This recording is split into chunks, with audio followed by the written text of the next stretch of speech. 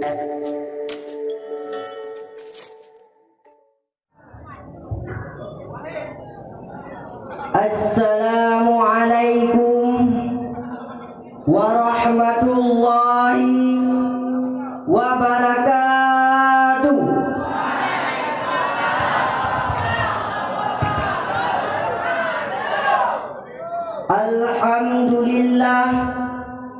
Alhamdulillahilladzi hadana li hadza wa ma kunna linahtadiya laula an hadanallah. Wassalatu wassalamu ala sayyidina Muhammad wa ala alihi wa sahbihi ajma'in. Ashhadu an la ilaha illallah wahdahu la syarika lah, al-malikul haqqul mubin, wa ashhadu anna Muhammadan abduhu wa rasulul mab'utsur rahmatan lil alamin.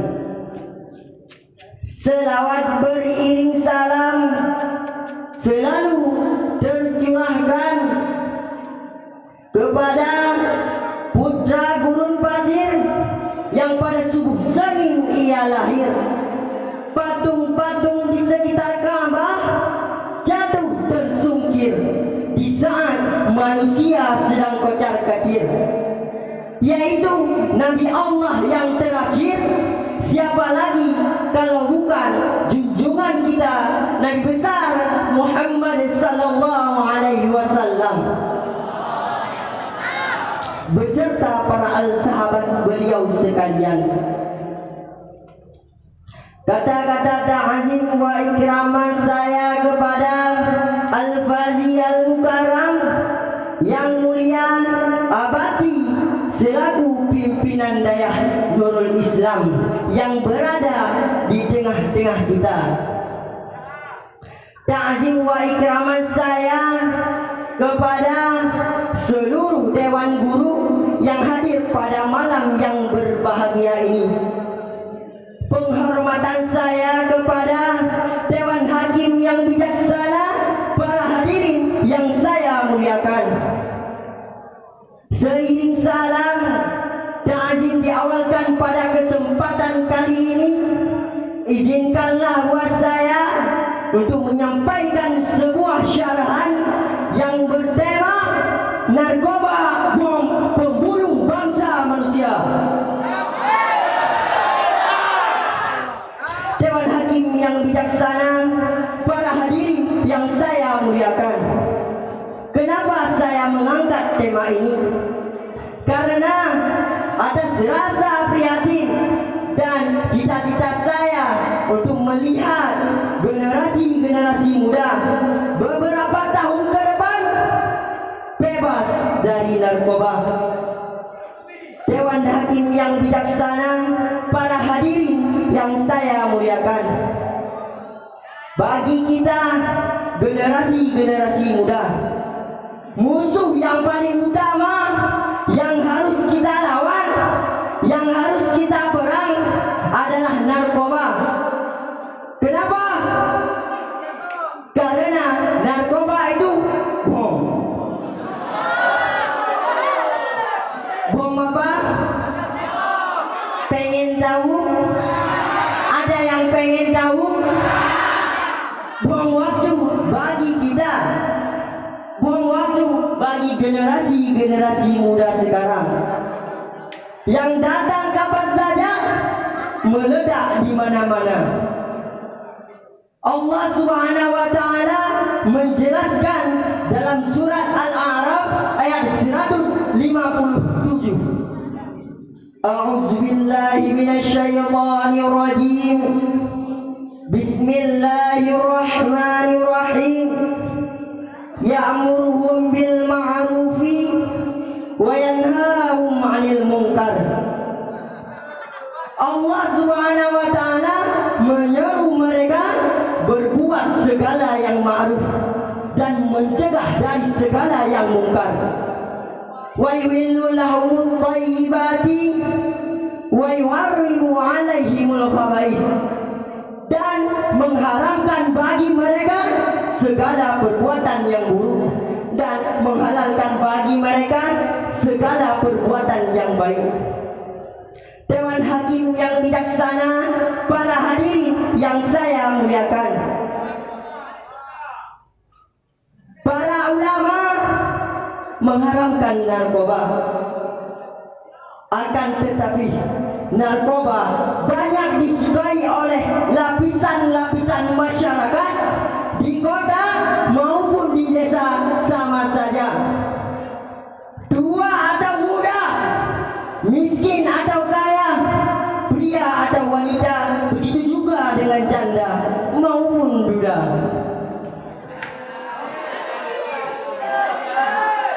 Yang perlu kita ketahui adalah jenis-jenis narkoba banyak sekali,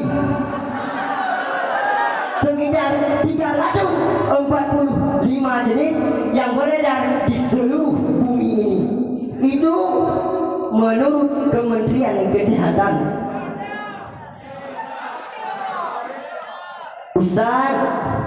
Ustazah, bagaimanakah nanti keadaan bangsa dan agama ini 10, 20, bahkan 30 tahun ke depan? Itu tergantung kita pemuda dan remaja-remaja sekarang.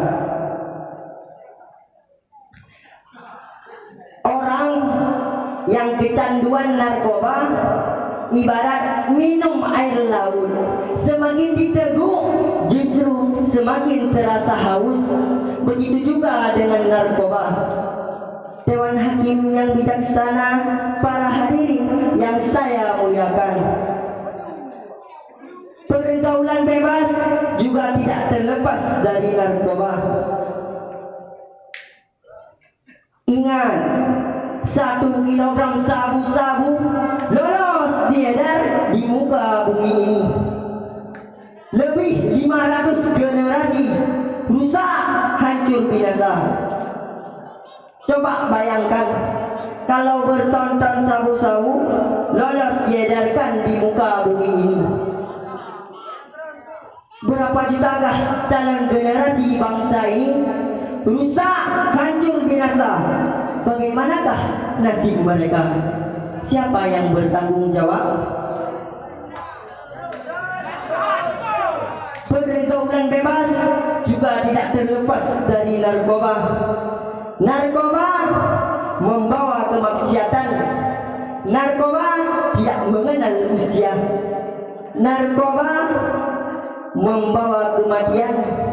Narkoba membawa kita masuk penjara, dililit utang, lari ke narkoba. Yang terlebih parah, putus cinta juga lari ke narkoba. Narkoba satu jalan menuju neraka. Rasulullah sallallahu alaihi wasallam bersabda, "Man nabata minal harami fadakhalu aulabi." Barang siapa yang tumbuh dari perkara haram, maka neraka terlebih aula baginya.